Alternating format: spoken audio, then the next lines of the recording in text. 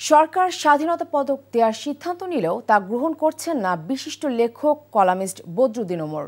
সরকার এ বছরের জন্য ৮ জন বিশিষ্ট ব্যক্তিকে স্বাধীনতা পদক দেওয়ার সিদ্ধান্ত নিয়েছে। বৃহস্পতিবার প্রকাশ হওয়া এই ৮ জনের তালিকায় বদরুদ্দীন ওমরের নামও আছে। নিজের নাম প্রকাশের পর গণমাধ্যমে পাঠানো বিবৃতিতে এই কলামিস্ট বলেন, ১৯৭৩ সাল থেকে কোনো পদকই তিনি গ্রহণ করেননি, এবারও করবেন না।